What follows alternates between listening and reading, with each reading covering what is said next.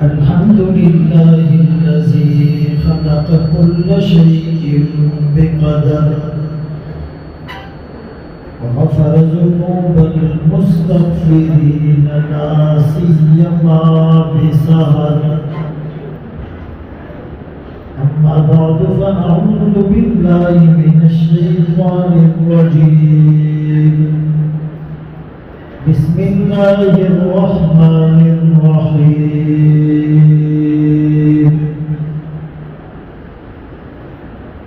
اقرأ باسم ربك الذي خلق خلق الإنسان من علق.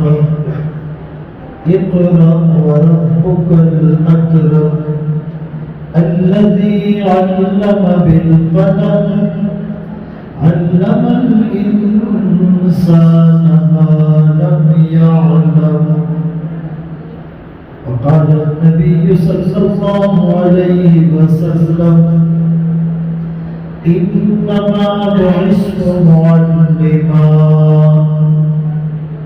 أو كما قال عليه الصلاة والسلام. صدق الله مولانا العظيم وصدق رسوله النبي الأمي الهاشمي المدني الكريم. ونحن على ذلك لمن الشاهدين والشاكرين، والحمد لله رب العالمين. سلاموں پتہ پتہ ہے خدایا دم بدم تیرا، زمین و آسمان تیرے یہ موجود و عدم تیرا. جو دنیا میں تیرا کھا کر شکوے کرے یار، تعجب ہے کہ اس پر بھی ہو لطف و کرم تیرا. واجب الاحترام قابل سر تکریم و تعظیم اساتذہ کرام، عزیز طلبہ، آج کی یہ پروقار تقریب کیمبرج اسکول اینڈ کالج کی طرف سے منعقد کی گئی ہے. علم کی فضیلت پر چند گزارشات کرنا چاہوں گا. سب سے پہلی بات یہ سمجھ لیں کہ علم کی اہمیت کیا ہے، علم کی تعریف اور ڈیفینیشن کیا ہے، اور علم کا مقصد جسے آپ اوپینین کہتے ہیں وہ کیا ہے. علم کی اہمیت کا اندازہ اس بات سے لگایا جائے کہ عیسیٰ علیہ السلام کے بعد 570 سال تک کوئی نبی نہیں آیا. یہ فترت وحی، انقطاع وحی کا زمانہ، ایک کمیونیکیشن گیپ تھا. تقریباً 650 سال تک عیسیٰ علیہ السلام کے بعد کوئی نبی نہیں آیا. تو جہالت عروج پر چلی گئی، قتل و غارت گری کا بازار گرم ہو گیا، لوگ ایک دوسرے کے خون کے پیاسے بن گئے. اتنے طویل گیپ کے بعد جو پہلا نبی آیا، جس نبی پر پہلی وحی آئی، وہ وحی نماز کی نہیں تھی، روزے کی نہیں تھی، زکات کی نہیں تھی، حج عمرے تبلیغ اور جہاد کی نہیں تھی. وہ پہلی وحی اور پہلا حکم اقرا، پڑھنے پڑھانے.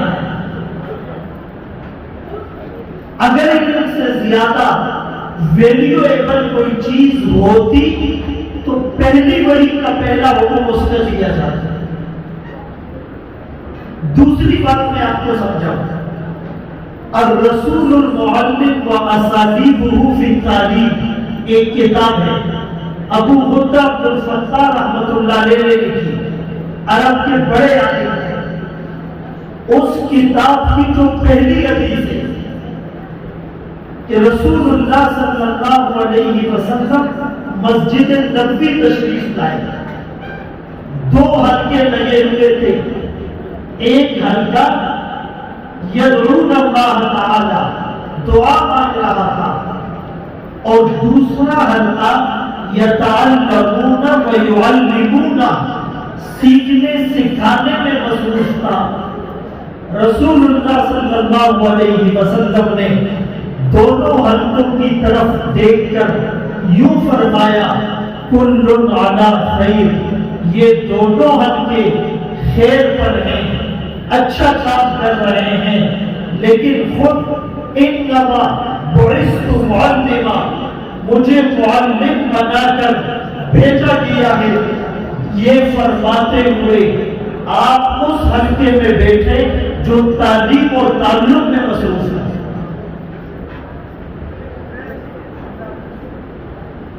تو پہلی چیز علم کی اہمیت وہ ہمیں اقرا کے حکم سے مل گئی، اور دوسری چیز علم کی ڈیفینیشن کیا ہے؟ بسم ربک الذی خلق، اس آیت میں اللہ نے علم کو ڈیفائن کیا کہ علم کیا ہے۔ فرمایا علم وہ ہے جس سے اللہ کی معرفت حاصل ہو، جس علم سے آپ کو اللہ کی پہچان ہو، اللہ کی معرفت ہو، اسے علم کہتے ہیں۔ اگر نورانی قاعدہ پڑھنے سے اللہ مل جائے علم ہے، قرآن پڑھنے سے اللہ مل جائے علم ہے، حدیث پڑھنے سے اللہ مل جائے علم ہے، اردو کی کتابیں پڑھنے سے اللہ مل جائے علم ہے، science, biology, chemistry, physics, history پڑھنے سے اگر اللہ مل جائے تو یہ علم۔ اور خدا کا واسطہ اگر ہمارا یہ ایجوکیشن سسٹم، اگر ہمارا یہ نظام تعلیم، اگر ہمارا یہ نصاب تعلیم، اگر ہمارا یہ کریکولم ہمیں اللہ سے دور کر رہا ہے،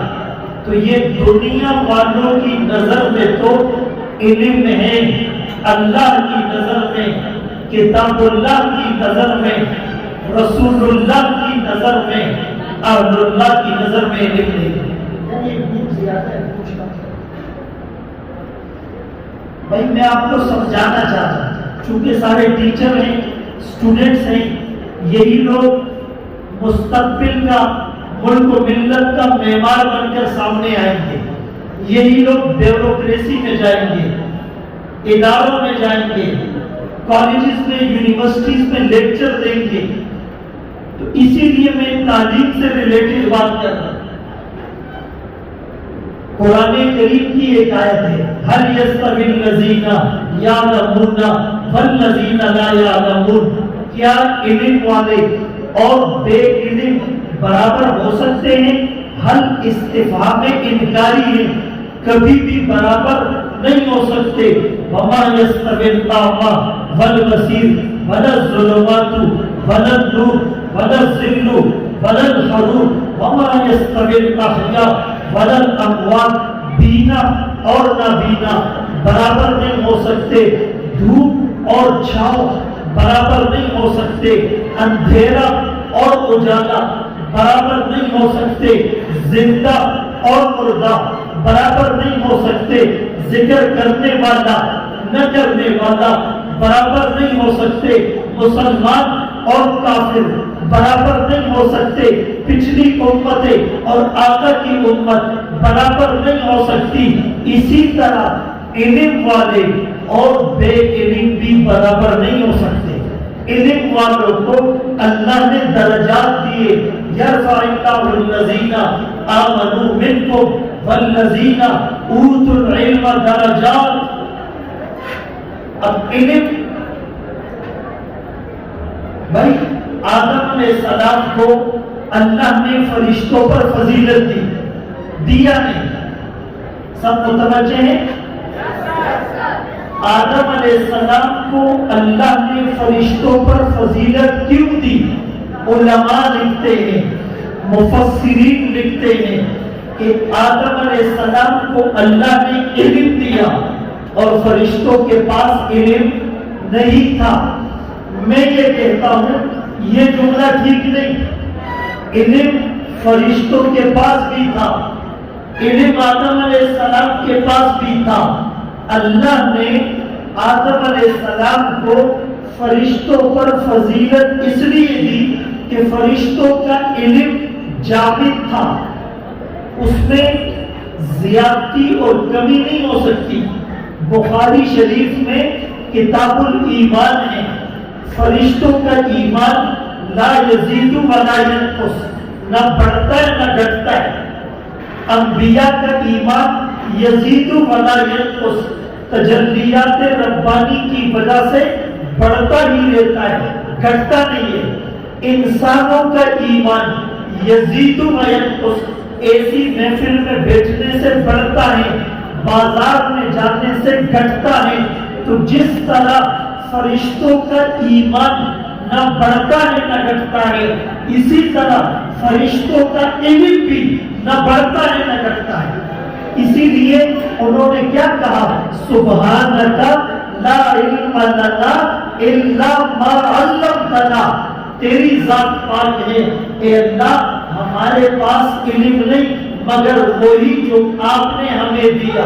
تو فرشتوں کا ایمان بڑھتا نہیں ہے اور انسانوں کا ایمان اور علم بڑھتا ہے۔ قل کہہ دیجئے ربی زدنی علما، انکریز مائی نالج، اے اللہ میرے علم میں اضافہ فرما۔ تو اگر ہمارے علم میں اضافہ نہیں ہو رہا تو یہ خطرے کی بات ہے۔ ایک آدمی 20 سال پہلے نماز پڑھتا تھا، خشوع اور خضوع نہیں تھا، آج بھی وہی نماز ہے۔ بھائی 20 سال پہلے کوئی پرائمری میں تھا، آج اس نے ماسٹر کر لیا۔ 20 سال پہلے کوئی سپاہی تھا، آج بریگیڈیئر بن گیا۔ 20 سال پہلے کوئی سپاہی تھا، آج ڈی ایس پی بن گیا۔ 20 سال پہلے بچہ تھا، آج جوان بن گیا۔ 20 سال پہلے داڑھی کالی تھی، آج سفید ہو گئی۔ 20 سال پہلے منہ میں دانت تھے، اب دانت نہ رہے۔ 20 سال پہلے کمر سیدھی تھی، اب جھک گئی۔ 20 سال پہلے لکھ پتی تھا، آج کروڑ پتی بن گیا۔ تبدیلی آ رہی ہے لیکن نہیں آ رہی تو تقوی میں نہیں آ رہی۔ تقوی پہلے بھی نہیں تھا، آج بھی نہیں ہے۔ خشوع اور خضوع پہلے بھی نہیں تھا، آج بھی نہیں ہے۔ نمازوں میں استحضار اور دیان اور کنسنٹریشن پہلے بھی نہیں تھی، آج بھی نہیں ہے۔ آنکھوں میں حیا پہلے بھی نہیں، آج بھی نہیں۔ کان غیبت سے محفوظ پہلے بھی نہیں، آج بھی نہیں۔ زبان جھوٹ کی عادی پہلے بھی تھی، آج بھی ہے۔ دل میں حسد کینہ بغض پہلے بھی تھا، آج بھی ہے۔ نورانی قاعدہ شروع کیا، دل میں حسد تھا۔ بخاری پڑھ بیٹھا، دل میں حسد ہے۔ KG1 میں آیا، دل میں حسد تھا۔ ماسٹر کر کے، پروفیسر بن کے، ڈگری ہولڈر بن کے، ڈاکٹر بن کے، انجینئر بن کے، سائنٹسٹ بن کر چلا گیا، دل میں آج بھی حسد کینہ اور بغض ہے۔ یہ دنیا والوں کی نظر میں ہائیلی کوالیفائڈ ہوگا، یہ دنیا والوں کی نظر میں ایجوکیٹڈ ہوگا، یہ دنیا والوں کی نظر میں اپ ٹو ڈیٹ ہوگا، یہ دنیا والوں کی نظر میں ایڈوانس ہوگا، لیکن اللہ کی نظر میں یہ آج بھی جاری ہے۔ علم کا مقصد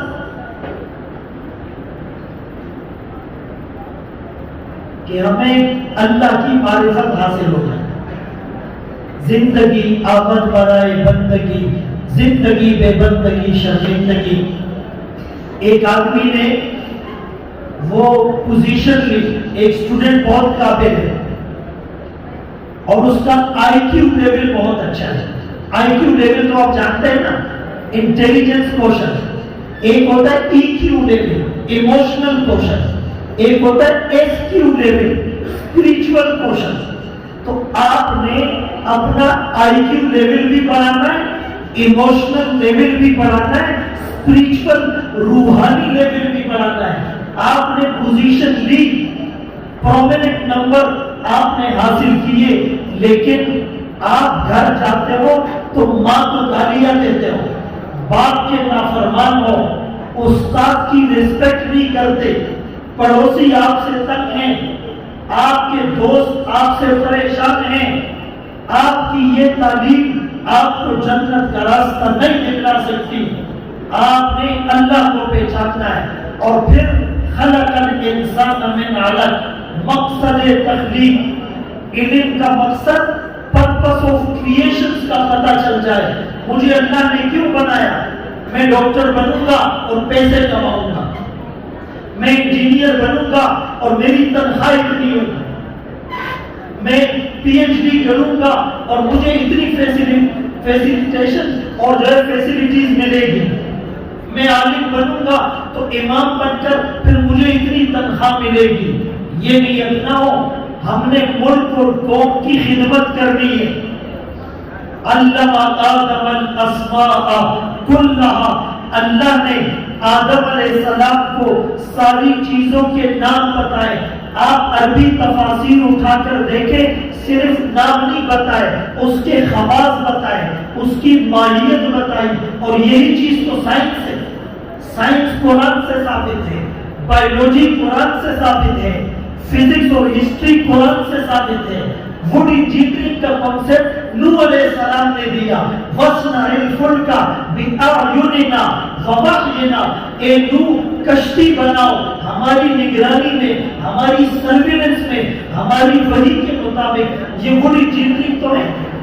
میکینیکل انجینئرنگ کا کانسیپٹ قرآن نے دیا. داؤد علیہ السلام کو وَعَلَّمْنَاهُ صَنْعَةَ لَبُوسٍ لَكُمْ وَأَلَنَّا لَهُ الْحَدِيدَ وَأَنزَلْنَا الْحَدِيدَ فِيهِ بَأْسٌ شَدِيدٌ وَمَنَافِعُ لِلنَّاسِ. یہ میکینیکل انجینئرنگ ہے. مریخ سائنسدانوں نے ایک مشن بھیجا اور ریسرچ کی کہ یہاں پر لائف پاسبل ہے یا نہیں. آفٹر ریسرچ ان کا جو نتیجہ تھا کہ اگر مریخ میں پانی مل گیا تو لائف از پاسبل, اگر پانی نہیں ملا تو زندگی گزارنا ممکن نہیں. سائنس نے بغلیں بجائی, ہم نے اس کو سائنٹیفک طریقے پر پروف کیا, لیکن قرآن نے 1450 سال پہلے اس حقیقت سے پردہ اٹھایا تھا.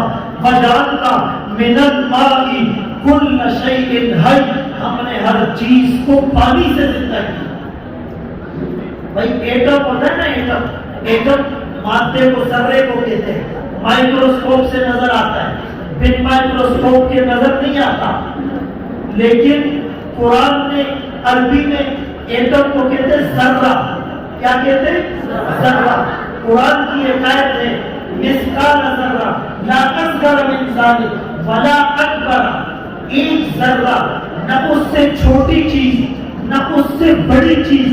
سائنس نے کہا ذرے سے بڑی چیزیں تو بے شمار, چھوٹی چیز کوئی نہیں.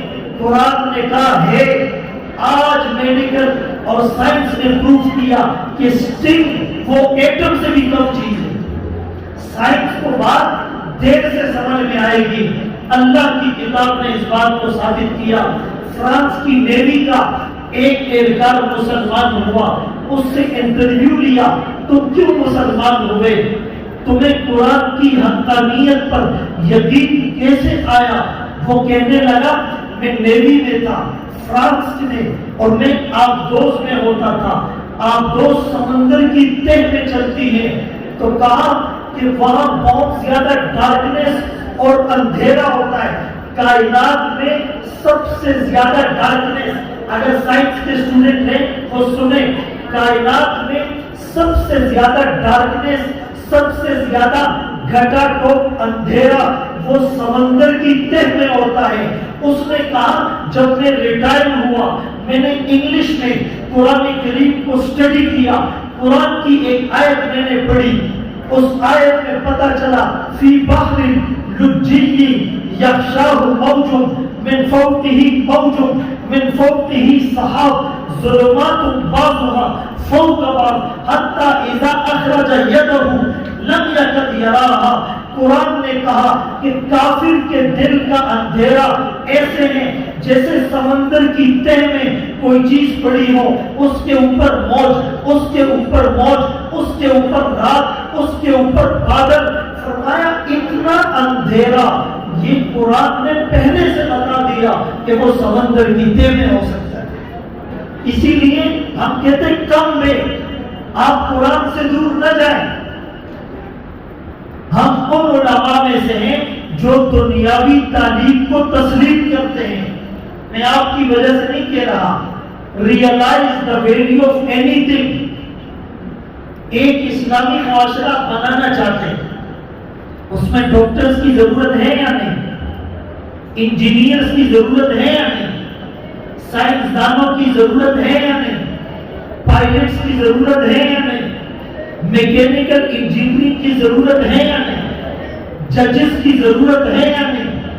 وکلاء کی ضرورت ہے یا نہیں؟ لیکچررز کی ضرورت ہے یا نہیں؟ چارٹر اکاؤنٹنٹ کی ضرورت ہے یا نہیں؟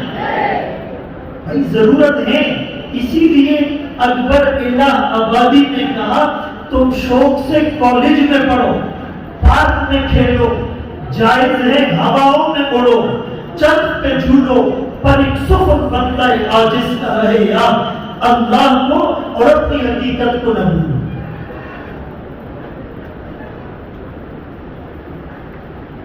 تو آپ نے آج سے یہ عزم کرنا ہے کہ میں ڈاکٹر بنوں گا، لیکن مثالی ڈاکٹر جس کے دل میں اللہ کا خوف ہو.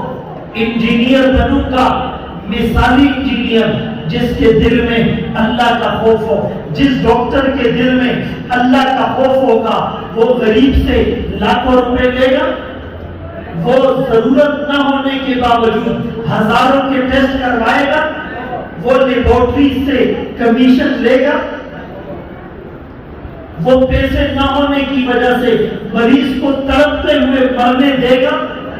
جس انجینئر کے دل میں خوف خدا ہوگا وہ ایسا پل نہیں بنائے گا جو 6 مہینے بعد گر جائے. وہ کرپشن نہیں کرے گا، وہ بدعنوانی نہیں کرے گا. جس استاد کے دل میں خوف خدا ہو کہ مجھے اس منصب پر بٹھایا، انما بعثت معلما، آقا نے اپنے لیے جو منصب پسند کیا وہ معلم کا پسند کیا. مجھے اللہ نے اس منصب پر بٹھایا، یہ بچے قوم کی طرف سے میرے پاس امانت ہے، میں امانت میں خیانت نہیں کروں گا. یہ فکر پیدا ہو جائے. اسی لیے آپ اس نیت سے پڑھیں گے تو آپ کو ترقی ملے گی، آپ کو عروج ملے گا، اور ہمارا بیہیویئر بہت اچھا ہو، اسٹریس پوزیٹو بیہیویئر. بھائی انگریز کہتے ہیں ایک کتاب ہے گیٹنگ ٹو یس، اس کتاب میں 6 چیپٹر ہیں. اس میں ایک چیپٹر میں یہ لکھا ہے communication in a positive way more effective than blaming and criticising. کہ اچھے انداز سے بات کرنا تنقید کرنے سے، اعتراض کرنے سے، آبجیکشن کرنے سے، مخالفت کرنے سے اچھا ہے. Speak politely, meet politely. یہ ہدایات انہوں نے قرآن سے لیے. 21واں پارہ سورہ لقمان.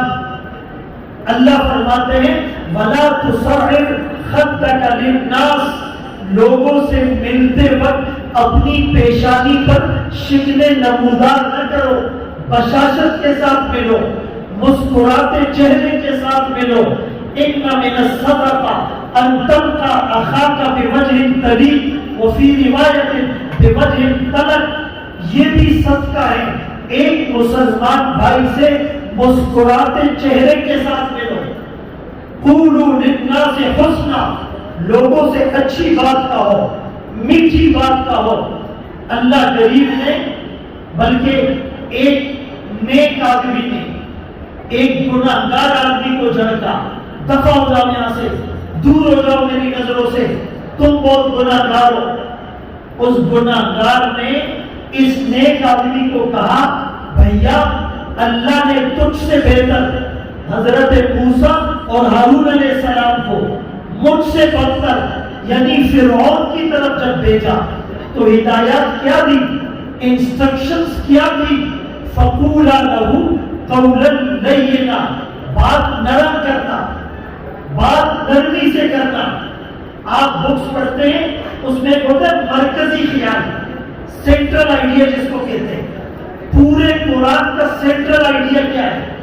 قرآن میں 30 پارے، 15ویں پارے میں ایک لفظ ہے جس کو تھوڑا پرومیننٹ اور ہائی لائٹ کیا ہوا ہے، وَلْيَتَلَطَّفْ، وہ تھوڑا بڑا ہے۔ یہ قرآن کا سینٹرل آئیڈیا ہے، یہ قرآن کا مرکزی خیال ہے، یہ قرآن کا آبجیکٹو ہے، یہ قرآن آپ کو ایم آف لائف بتاتا ہے، آپ کا مشن بتاتا ہے، آپ کا ٹارگٹ بتاتا ہے، آپ کا اوپینین بتاتا ہے، آپ کا پرپس آف لائف بتاتا ہے، آپ کا ایجنڈا بتاتا ہے، آپ کو چارٹر آف ڈیمانڈ دیتا ہے، آپ کو دستور اور منشور سکھاتا ہے۔ وَلْيَتَلَطَّفْ، اصحاب کہف کے واقعے میں، اور چاہیے کہ نرمی اختیار کریں۔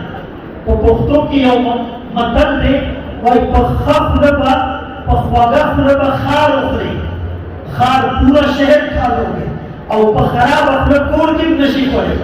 جس کی زبان اچھی ہو پورا شہر اس کا دوست ہوتا ہے، اور جس کی زبان اچھی نہیں ہو تو وہ گھر میں بھی کوئی اس سے سیدھے منہ بات نہیں کرے۔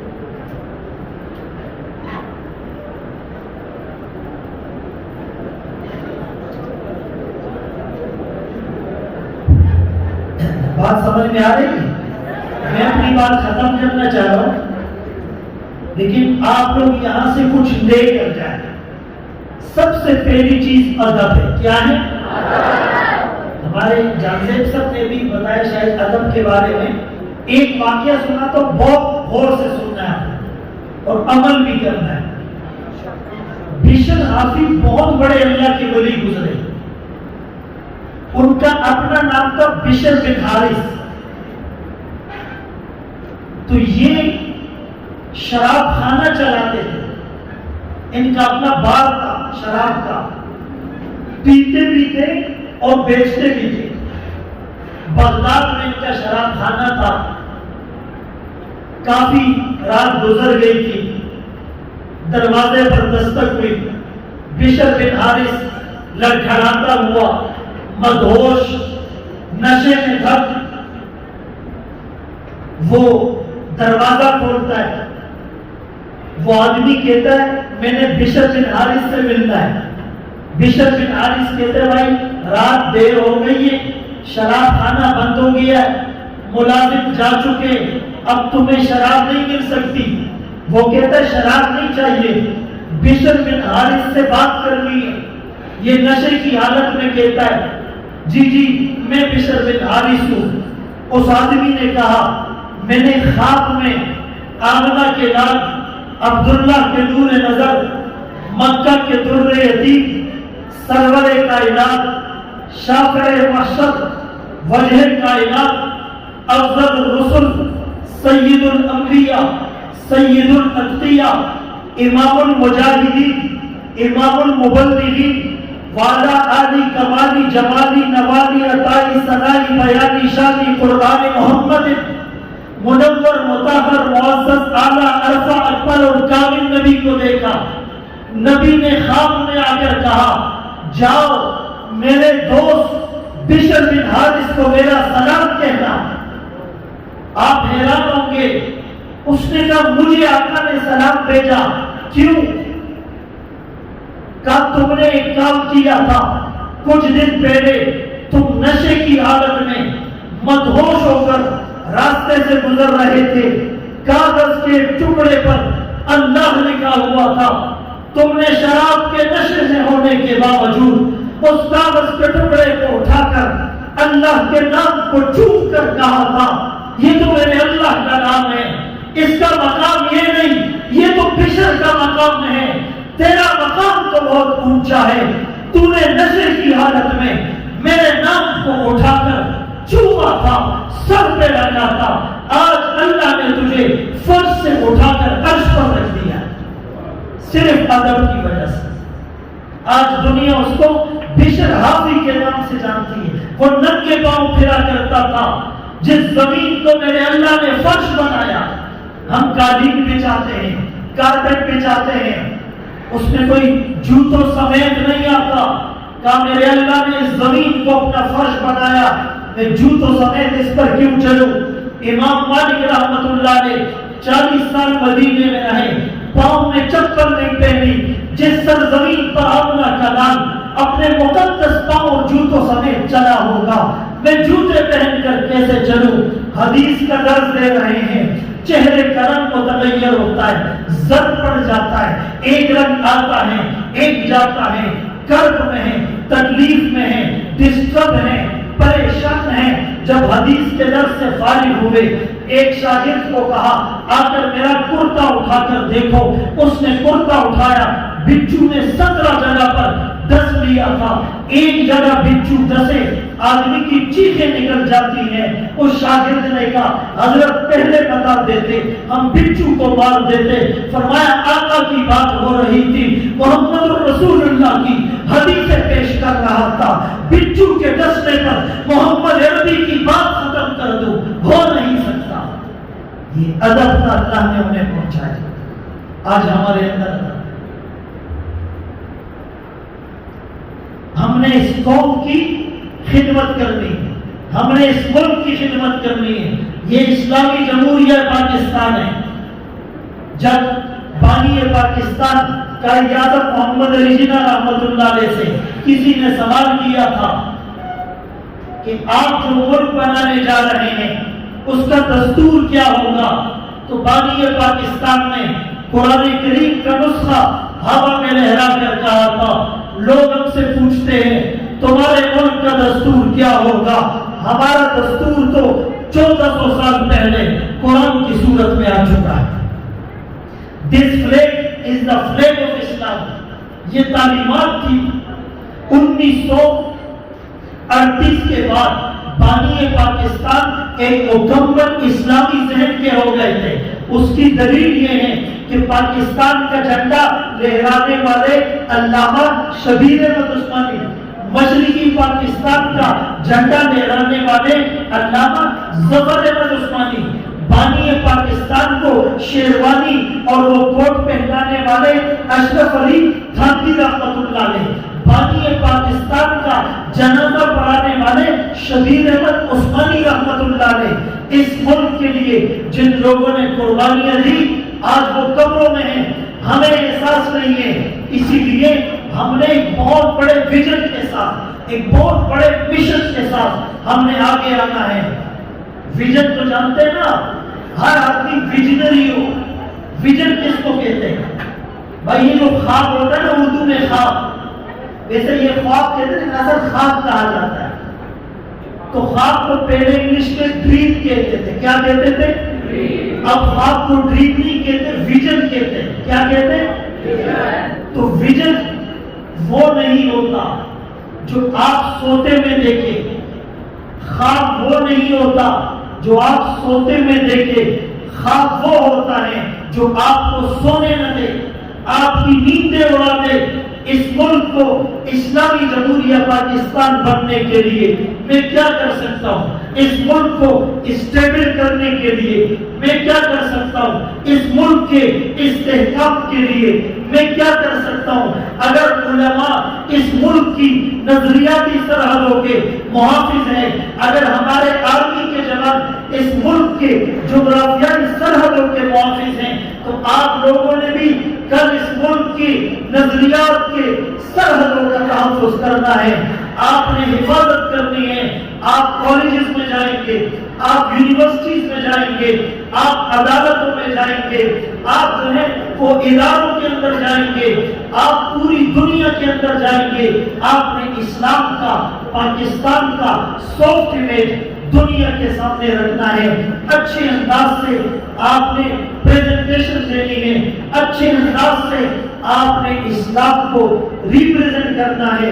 یہ جذبہ پیدا ہوگا۔ آپ کا علم حاصل کرنا عبادت ہے، آپ کا اسکول میں آنا عبادت ہے، آپ کا کالج میں آنا عبادت ہے، آپ کا یونیورسٹی میں آنا عبادت ہے، اور ایک استادوں کا اس جذبے کے ساتھ پڑھانا عبادت ہے، علماء کے ساتھ آپ کی مشاورت، آپ کی محبت، آپ ان کو اپنا سرپرست بنا رہے ہیں، یہ آج مجھے نظر آ رہا ہے۔ یہ خوشحالی بات ہے جب یہ دونوں طبقے، مدارس کا طبقہ، اسکول کالجز کا طبقہ، دینی تعلیم، دنیاوی تعلیم کا ایک کمبینیشن ہوگا، ایک حسین امتزاج ہوگا۔ وہ دن دور نہیں، یہ ملک پھلے گا، پھولے گا، بڑھے گا۔ خدا کرے میری عرض پاک پر اترے وہ فصل گل جسے اندیشہ زوال نہ ہو، یہاں جو پھول کھلے وہ کھلا رہے صدیوں، جہاں خزاں کو گزرنے کی بھی مجال نہ ہو۔ ہم اپنے استادوں کی نظر یہ شعر کرتے ہیں، آتی ہی رہے گی تیرے الفاظ کی خوشبو، آتی ہی رہے گی تیرے الفاظ کی خوشبو، گلشن تیری یادوں کا مہکتا ہی رہے گا۔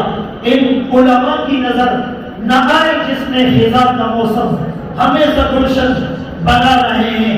ان طالب علموں کی نظر کبھی درد کی تمنا، کبھی کوشش مداوع، کبھی بجلیوں کی خواہش، کبھی فکر آشیانہ، اسی کشمکش میں گزری میری زندگی کی راتیں، کبھی ساز و سوز رومی، کبھی پیچ و تاب راضی۔ وآخر دعوانا